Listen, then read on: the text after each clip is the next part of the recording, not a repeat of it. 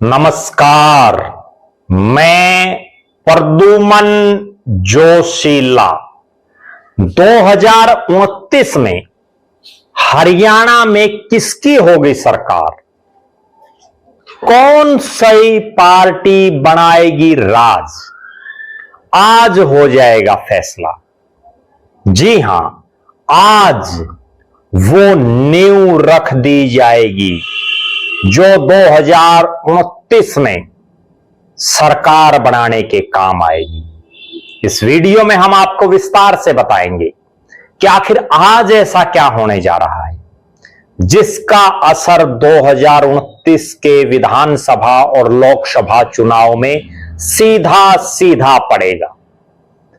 आज हरियाणा प्रदेश में 7 नगर निकाय के चुनाव का परिणाम आना है, जिनमें 3 नगर निगम सोनीपत, अंबाला और पंचकुला, रेवाड़ी नगर परिषद और रोहतक की शापड़ा, हिसार की उकलाना, रेवाड़ी की धारूहेड़ा, ये 3 नगर पालिकाएं, इनके मेयर, चेयरमैन और चेयरपर्सन का ऐलान होगा।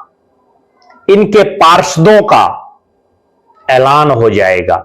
कौन अगले 5 साल इन इलाकों में जनप्रतिनिधि बनेंगे? इस चुनाव का परिणाम 2029 के विधानसभा और लोकसभा चुनाव में कौन सा दल सरकार बनाने में कामयाब होगा, उसकी प्री पार्टी लिख देगा। 7 जगह के चुनाव में भारतीय जनता पार्टी की प्रतिष्ठा दांव पर है। प्रदेश के मुख्यमंत्री नायब सिंह सैनी हर इलाके में जा जाकर के उन्होंने वोट मांगे। चाहे पंचकुला नगर निगम हो, सुबह से शाम तक जुटे रहे। सोनीपत में सुबह से शाम तक लगे रहे। अंबाला, जो खुद मुख्यमंत्री का गृह जिला है, वहां अनथक मेहनत की।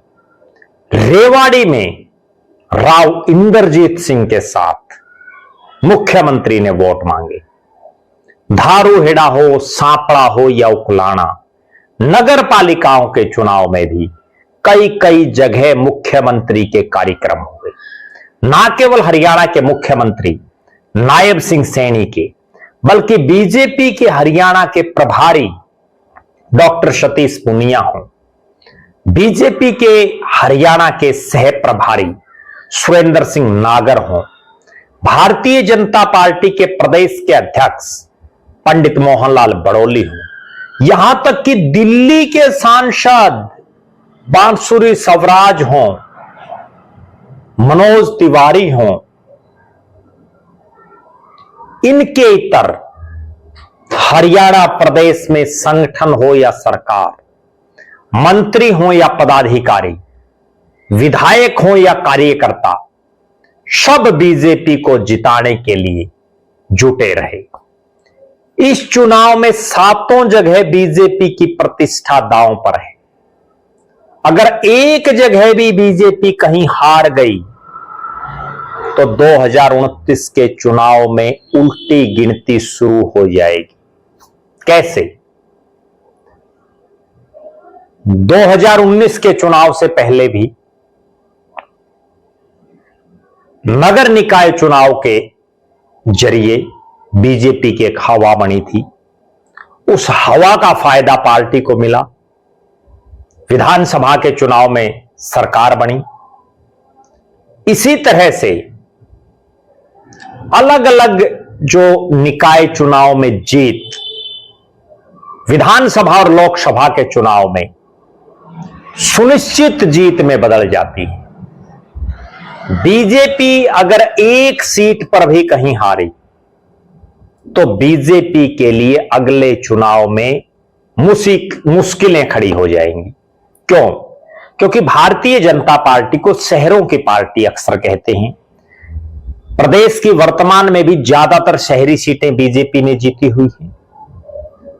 2014 हो या 2019, शहरी सीटों पर अक्सर बीजेपी जीतती रही है। यह चुनाव बीजेपी का भी भविष्य तय करेगा और यह चुनाव तय करेगा कि हरियाणा में निकट भविष्य में जब भी मंत्रिमंडल का फेरबदल होगा तो किन किन मंत्रियों की छुट्टी होगी, कौन कौन नए विधायक मंत्री बन सकते हैं, क्योंकि इन चुनाव को जीतने के लिए सातों जगह 7 बड़े मंत्रियों की जिम्मेदारी पार्टी ने लगा रखी थी। ना केवल मंत्रियों की बल्कि बहुत से विधायकों की, बहुत से अन्य पदाधिकारियों की भी ड्यूटी थी। बीजेपी के लिए यह चुनाव जीतना हर हालात और हर परिस्थिति में जरूरी है। ना केवल 7 जगह प्रमुख की कुर्सी बल्कि पार्षदों की कुर्सी भी बीजेपी ज्यादा से ज्यादा जीते, इस बात का उन्होंने प्रयास किया। अब हम आते हैं कांग्रेस पर। कांग्रेस पार्टी के लिए सबसे बुरी खबर तो यही है कि कांग्रेस को 2 जगह अपने प्रत्याशी ही नहीं मिले। जहां पूर्व मुख्यमंत्री और वर्तमान नेता प्रतिपक्ष चौधरी भूपेंद्र सिंह हुड्डा विधायक हैं, उस सांपड़ा में कोई प्रत्याशी नहीं मिला, और जहां से नरेश सेलवाल विधायक हैं, उस उकलाना में भी कांग्रेस को कोई प्रत्याशी नहीं मिला। लिहाजा कांग्रेस 2 सीटों पर तो पहले ही हार चुकी है, बाकी बची 5। कांग्रेस के लिए 5 सीटों पर प्रतिष्ठा जुड़ी हुई है। राव नरेंद्र सिंह की, भूपेंद्र सिंह हुड्डा की, दीपेंद्र सिंह हुड्डा की, कुमारी शैलजा की, रणदीप सिंह सुरजेवाला की, कैप्टन अजय सिंह यादव की। ये वो बड़े चेहरे हैं जिनके इलाकों में ये चुनाव हो रहे हैं, या जो प्रत्याशी यहां से खड़े हैं उनके सपोर्ट के लिए ये नेता जुटे हुए थे। कांग्रेस के बड़े बड़े नेता इन कार्यक्रमों में आए। पार्टी के प्रदेश के प्रभारी से लेकर के पार्टी के अन्य तमाम नेताओं ने खूब एडी चोटी का जोर लगाया। सबसे बड़ी बात यही है कि सोनीपत हो, अंबाला हो या पंचकुला, तीनों नगर निगमों में सांसद कांग्रेस के हैं। दोनों सांसदों की भी प्रतिष्ठा दांव पर है, सतपाल ब्रह्मचारी और वरुण मुलाणा।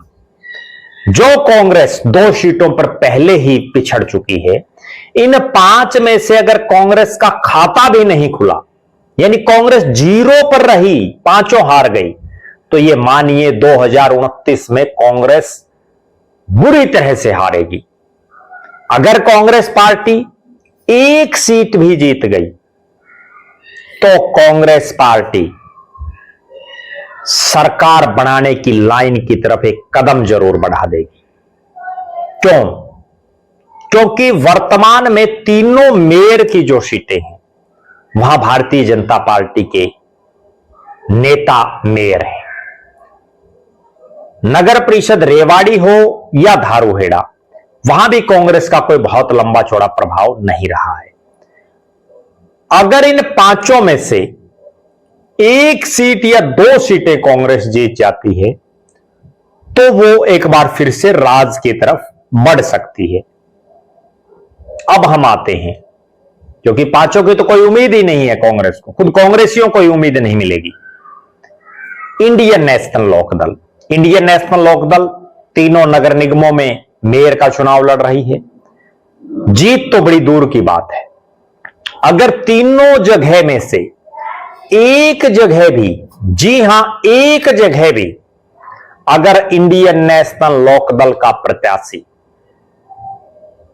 10,000 वोटों का आंकड़ा छू जाए तो 2029 में इंडियन नेशनल लोकदल सरकार बनाने की हैसियत में आ सकती है। क्योंकि जब पार्टी शहरों की के इस चुनाव में कहीं भी 10,000 का आंकड़ा पार कर लेगी तो गांव में तो अपने आप माहौल बन जाएगा। और इनेलो को गांव की पार्टी माना जाता है, खेती किसानी से जुड़े लोगों की पार्टी माना जाता है। जब शहरी इलाकों में पार्टी अच्छा परफॉर्मेंस कर देगी तो निश्चित तौर पर पार्टी की बल्ले बल्ले। और यही आंकड़ा अगर इन्हीं तीनों चुनावों में, जो 3 मेयर के चुनाव हैं, जहां अभय सिंह चौटाला हो, सुनैना चौटाला हो, आदित्य देवीलाल हो, उमेद सिंह लोहान हो तमाम नेताओं ने खूब जोर लगाया।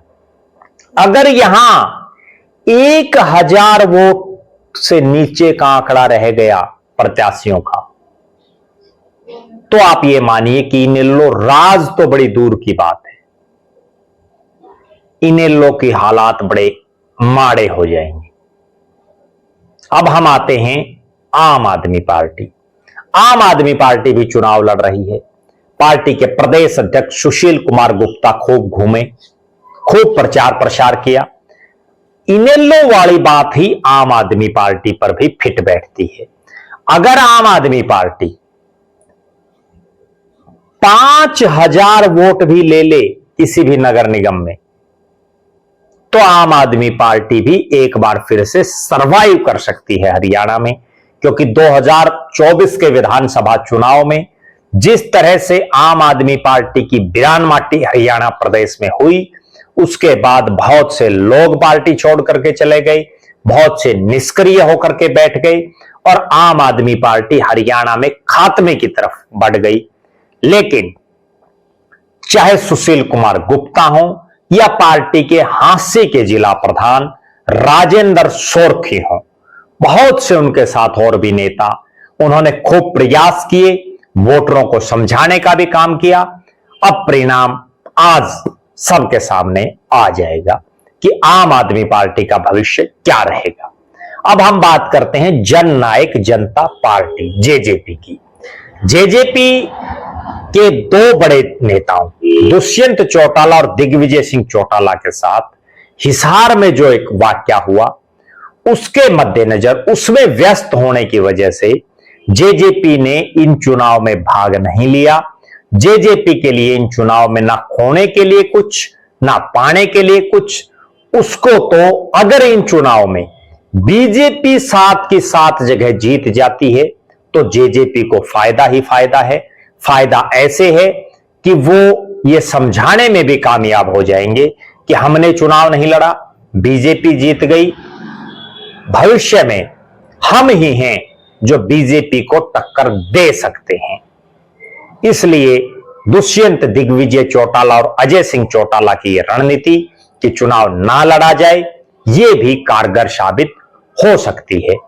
इसके अलावा इन सीटों पर एक और बड़ी बात आएगी कि निर्दलीय कितने जीतते हैं, कितने वो हैं जो आजाद प्रत्याशी के तौर पर जीतते हैं, वो भी भविष्य में हरियाणा प्रदेश की राजनीति किस तरफ रुख करेगी उसका निर्धारण करेंगे।